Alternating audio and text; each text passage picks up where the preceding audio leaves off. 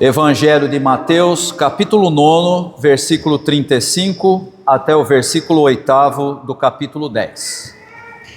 Jesus percorreu todas as cidades e todos os povoados, ensinando nas sinagogas, pregando o evangelho do reino e curando todas as enfermidades e doenças. Ao ver as multidões, teve compaixão delas, porque estavam aflitas e desamparadas, como ovelhas sem pastor. Então disse aos seus discípulos: a colheita é grande, mas os trabalhadores são poucos. Peçam, portanto, ao Senhor da colheita que envie trabalhadores para a sua colheita. Então Jesus chamou os seus 12 discípulos e deu-lhes autoridade para expulsar espíritos imundos e curar todas as doenças e enfermidades. Estes são os nomes dos 12 apóstolos. Primeiro Simão, chamado Pedro, e André, o seu irmão, Tiago, filho de Zebedeu, e João, o seu irmão, Filipe e Bartolomeu, Tomé e Mateus, o publicano, Tiago, filho de Alfeu, e Tadeu, Simão, o zelote, e Judas Iscariotes, que o traiu. Jesus enviou os 12 com as seguintes instruções: não se dirijam aos gentios, nem entrem em nenhuma cidade dos samaritanos. Antes, dirijam-se às ovelhas perdidas de Israel. Por onde forem, preguem esta mensagem: o reino dos céus está próximo. Curem os enfermos, ressuscitem os mortos, purifiquem os leprosos, expulsem os demônios. Vocês receberam de graça, deem também de graça. O texto que é proposto para a nossa reflexão de hoje traz a informação de que a igreja recebe de Jesus a missão de continuar aquilo que ele começou.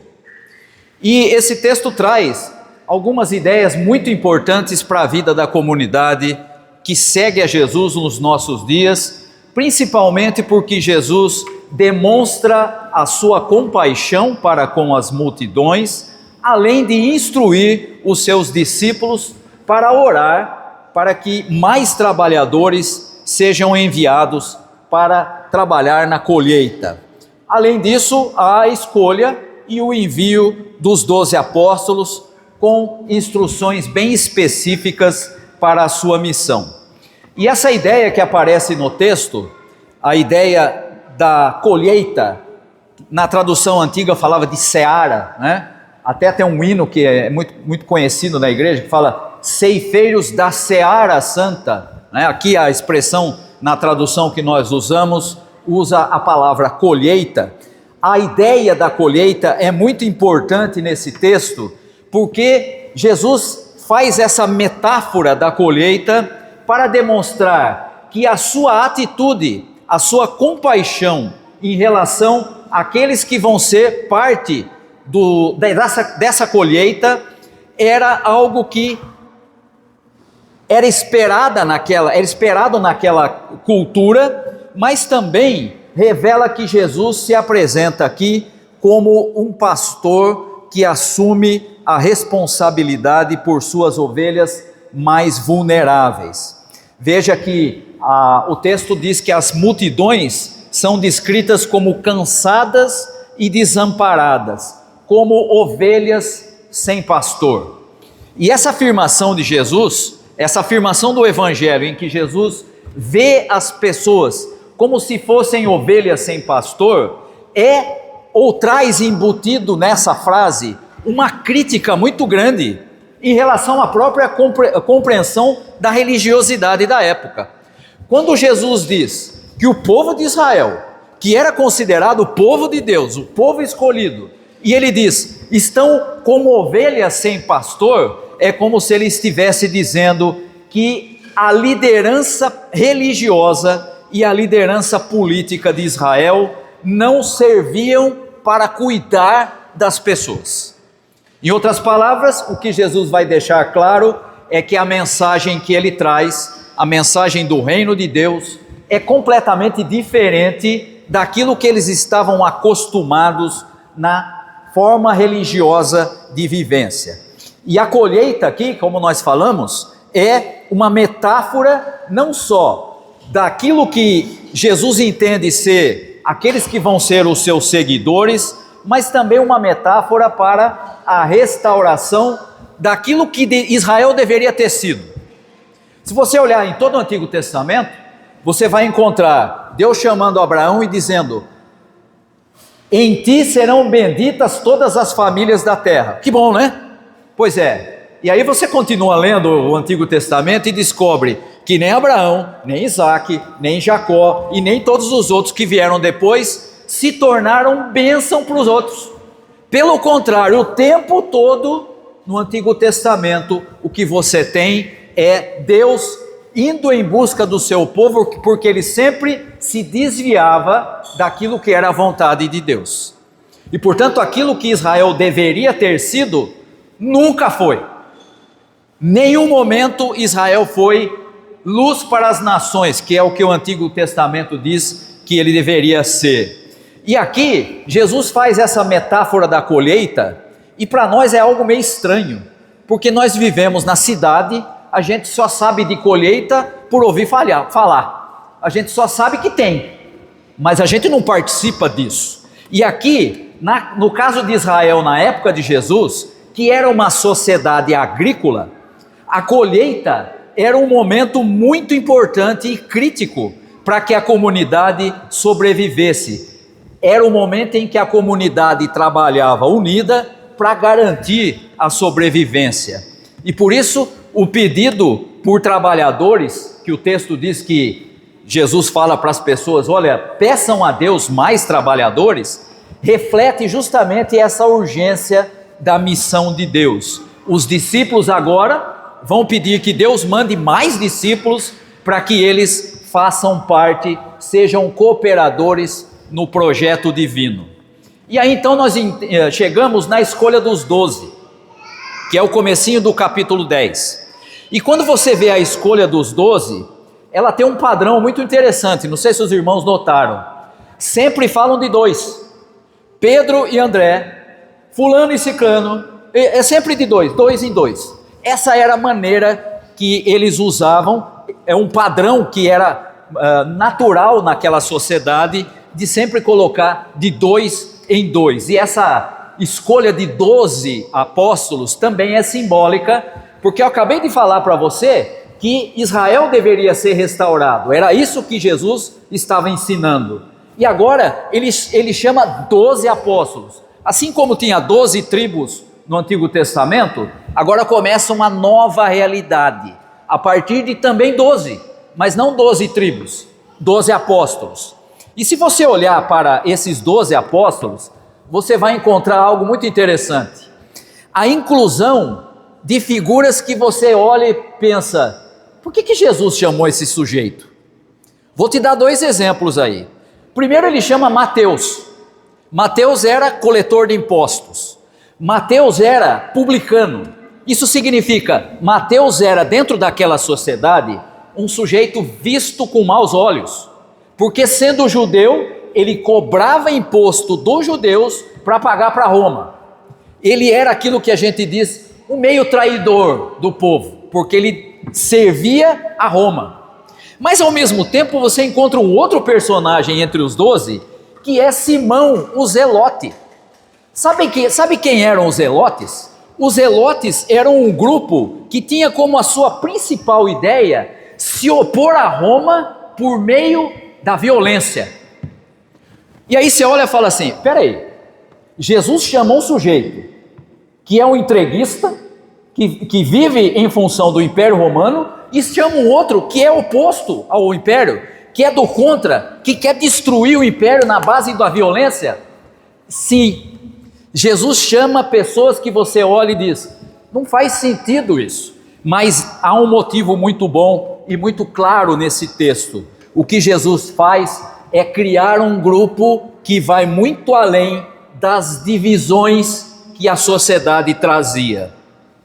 E sabe de uma coisa? Hoje em dia tem muita gente confundindo isso. Nas nossas igrejas tem muita gente que acha que quem é dessa ou daquela linha é mais cristão do que o outro. Isso não existia na época de Jesus e continua não existindo hoje. Jesus forma um grupo que transcende as divisões políticas e cria uma nova base de identidade, agora centrada não nas diferenças, mas no reino de Deus. Ou seja, o que nós vemos aqui é um modelo de inclusão radical. O que Jesus faz é deixar claro que a sua missão é capaz de unir opostos sociais, demonstrando que o reino não se alinha com nenhum tipo de poder ou projeto de poder humano, mas está baseado, e essa é a ideia mais importante desse texto, está baseado na reconciliação. Imagine dentro do grupo 12 pessoas e um que não se dava com o outro porque um era entreguista e o outro era do contra. Você já imaginou você ter que lidar com pessoas assim? E Jesus chamou exatamente essas pessoas. E quando ele faz isso, o que ele traz é essa ideia de que para caminhar no reino, todas as outras fidelidades, ideias, ou seja lá o que for, passam a ser secundárias. Primeiro vem o reino de Deus. Aliás, você vai encontrar isso no discurso de Jesus, no Sermão do Monte, quando ele diz: buscai, pois, em primeiro lugar o reino de Deus e a justiça do reino. As outras coisas, isso que vocês gastam um tempo incrível correndo atrás, tudo isso vem de embalo. Primeiro você deve colocar como prioridade o reino e a justiça do reino. O que Jesus faz aqui é deixar claro que no reino que ele anuncia, mais importante do que as diferenças é a fidelidade ao projeto do reino de Deus. Isso vem antes de todo o resto. E não sei se os irmãos notaram, mas há uma expressão de Jesus aí que parece ser meio contraditória. Ele diz para eles: vocês não devem ir para os gentios e nem para as cidades samaritanas. E aí a gente olha e fala: mas por quê? O próprio Jesus depois vai falar para essas pessoas, vai ampliar o reino para todas as nações. Por que os discípulos não deviam fazer isso? Isso está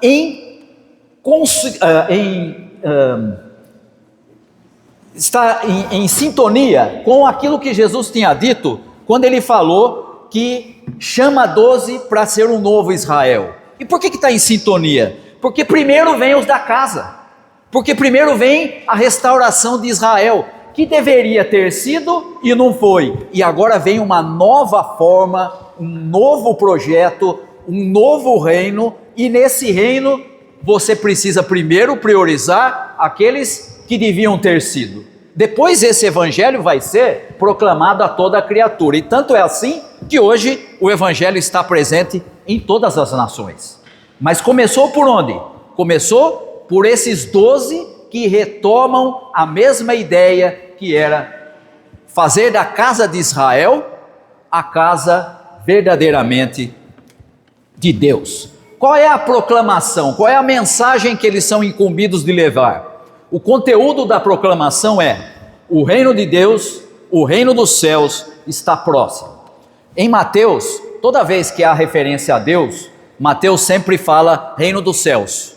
Isso você não vai encontrar, por exemplo, em João. Mas em Mateus, toda vez que há referência aos céus, é uma referência indireta para falar de Deus.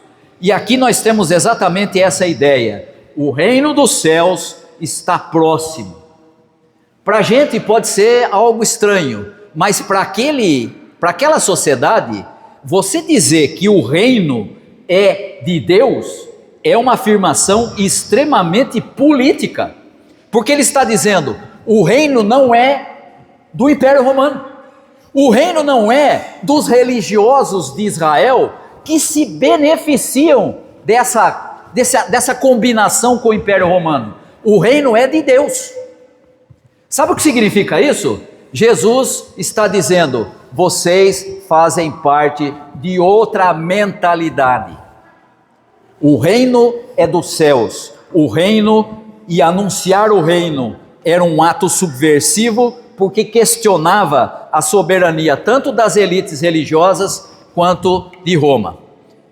Não é muito difícil da gente perceber porque que os líderes religiosos e depois o próprio Roma, a própria representante de Roma, vão condenar Jesus. Como esse sujeito vem aqui falar que o reino é de Deus?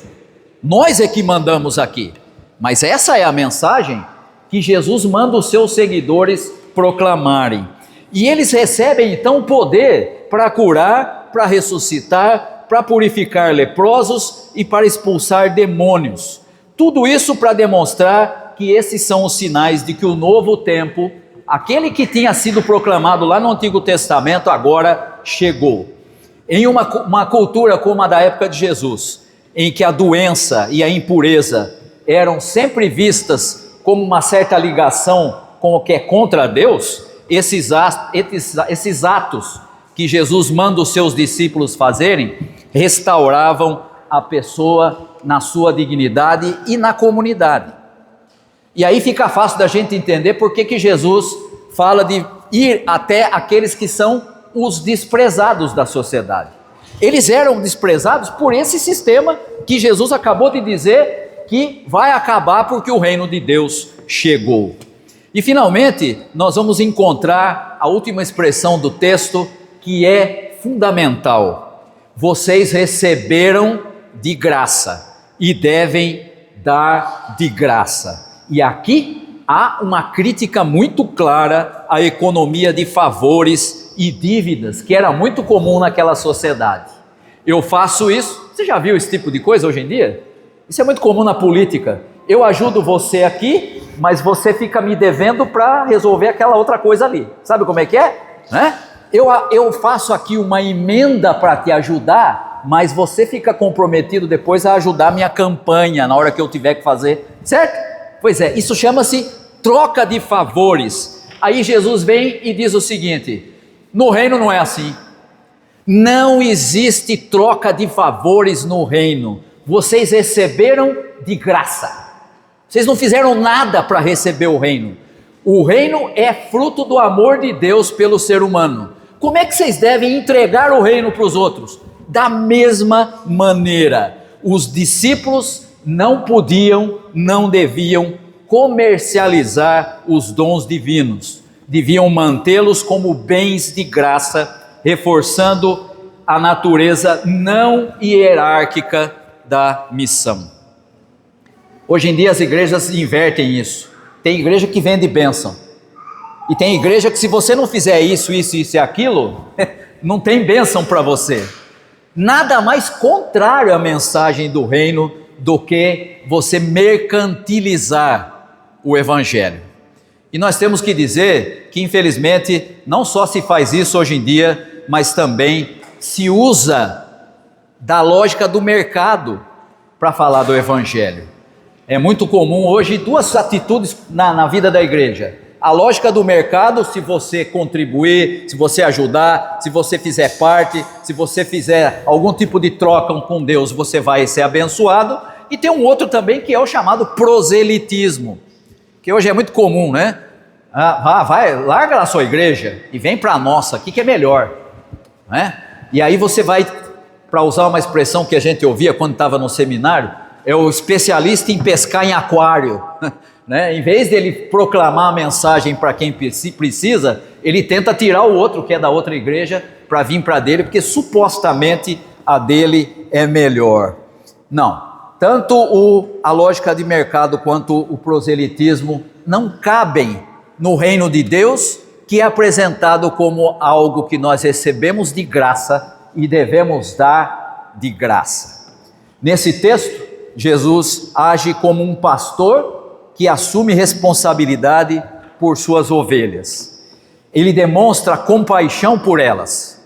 Essa compaixão que Jesus demonstra por suas ovelhas é exatamente a mesma que a igreja deve demonstrar para com todas as pessoas. Por que todas as pessoas? Dá uma olhadinha aí em quem foi chamado por Jesus para fazer parte dos apóstolos. Gente de todo tipo. Gente inclusive que um não se dava com o outro. Se Jesus faz isso, que autoridade temos nós, como seus seguidores, de fazer diferente?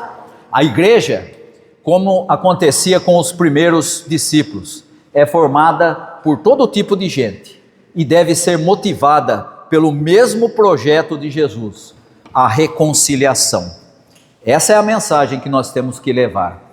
Reconciliai-vos já, dizia o hino que a gente cantava antigamente. Reconciliai-vos já com Deus.